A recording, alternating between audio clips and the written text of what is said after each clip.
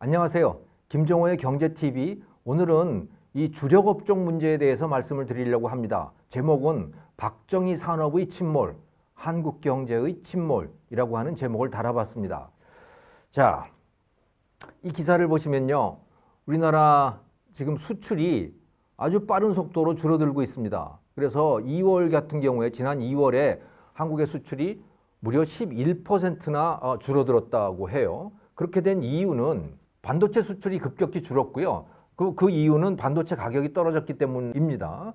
그리고 또 중국에 대한 수출이 또 급격하게 줄었기 때문인 거예요. 그래서 이제 수출이 이렇게 줄어들었는데, 자, 그러면 반도체만 다시 살아나면 괜찮은 거 아니야? 이런 말씀을 하실 수도 있을 것 같아요. 그게 아닙니다.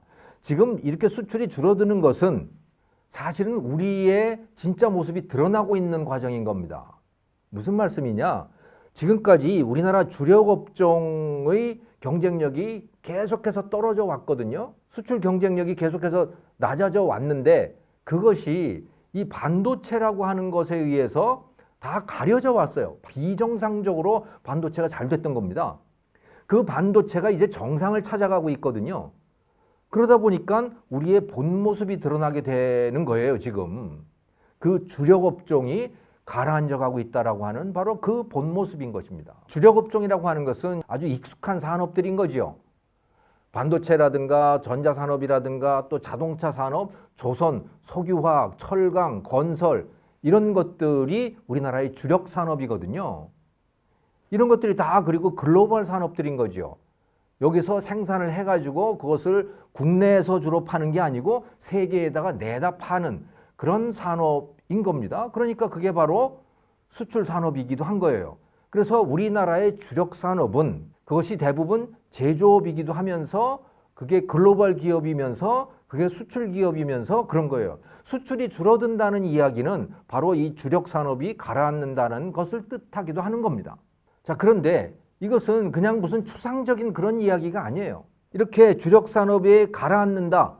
그것은 우리 국민들에게, 우리 한 사람 한 사람에게 직격탄을 날리는 것입니다. 예를 들어서 조선산업이 뭐 지금 엉망이잖아요. 예, 요즘 들어서 조금 나아지긴 했습니다만은 대우조선 뭐 거의 망할 수준까지 갔었고 한진중공업도 그렇고 그렇잖아요. 곳곳에서 지금 조선업체들이 문을 닫고 일감이 줄어들고 이러고 있지 않습니까? 자동차도 마찬가지예요. 자동차 판매 대수가 줄어들고 있는 겁니다. 전 세계적으로. 한국 자동차의 판매 대수가. 그러다 보니까 어떻게 됐습니까? 거기에서 뭐 수많은 사람들이 일자리를 잃게 되는 거죠.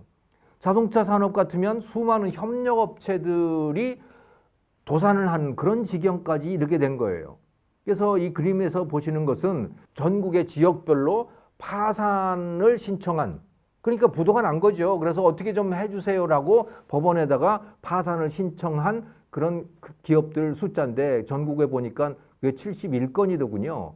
사실은 71이라고 하는 게 그렇게 큰 숫자는 아니지만 법원까지 저런 숫자가 같다는 이야기는 그 밑에 수면에 깔려있는 빙산의 그 밑바닥은 어떠한지를 지금 여실히 보여주고 있는 겁니다. 그러니까 이 주력 업종과 연결되어 있는 수많은 중소기업들도 지금 우수수 무너져가고 있는 그런 상황이다라고 하는 거죠. 이것이 주력업종 침체의 구체적인 결과들인 겁니다. 그런데 이 주력업종이라고 하는 것은 다른 이름을 붙이자면 이게 바로 박정희 업종, 박정희 산업입니다. 왜냐하면 이 산업들이 전부 박정희 시대에 박정희식 리더십에 의해서 만들어진 것이기 때문에 그런 거죠. 한국이 세계 최고의 경쟁력을 가졌던 그 조선산업 생각해 보세요. 현대중공업, 대우조선, 삼성중공업 뭐 이런 데들 한번 생각을 해보시라고요. 이게 어떻게 만들어졌습니까? 박정희 대통령이 정주영 사장에게 당신 30만 톤급 배 한번 만들어 봐. 근데 정주영 회장이 뭐라 그랬어요? 전 절대 못합니다라고 했잖아요. 그런데도 억지로 밀어붙여가지고 정주영 회장이 어쩔 수 없이 전 세계를 돌아다니면서 돈 구하고 기술 구하고 해가지고 만들어 놓은 게 현대중공업이란 말이죠. 박정희의 리더십이 없었다면 만들어질 수 없는 그런 산업이었어요. 그런데 그런 것들은 뭐 자동차도 그렇고 석유화학도 그렇고 사실 따지고 보면요. 지금 존재하고 있는 대다수의 공업단지라고 하는 것들, 예, 구로공단이며 뭐 안산 시화며 또 창원, 울산, 마산, 진해 그 공단 말이죠.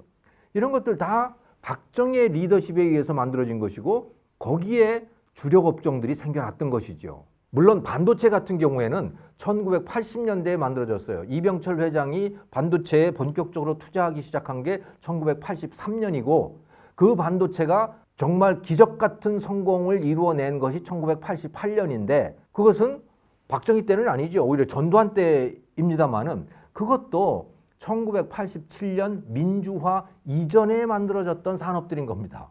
그래서 저는 이것들을 다 한꺼번에 박정희 산업이라고 불러도 뭐 크게 무리는 없는 이름이라고 저는 그렇게 생각을 해요. 안타까운 것은 민주화 이후에는 별로 만들어진 산업이 없다는 거예요. 민주화 이후에 만들어진 산업, 그것은 대표적인 게 K-팝이죠.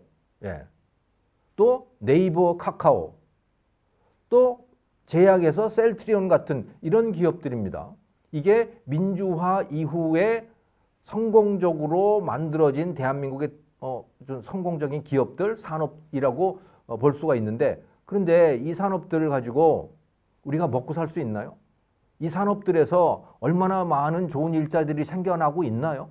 물론 없는 것보다는 훨씬 낫지만 그렇다고 해서 과거에 만들어졌던 그 주력 업종과 비교해 보면 사실은 너무나 미미한 수준인 것이죠.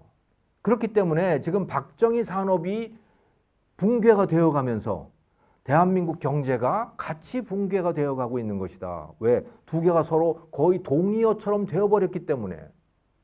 민주화 이후에는 우리가 제대로 된 산업을 못 만들어냈기 때문에 이렇게 된 것이죠.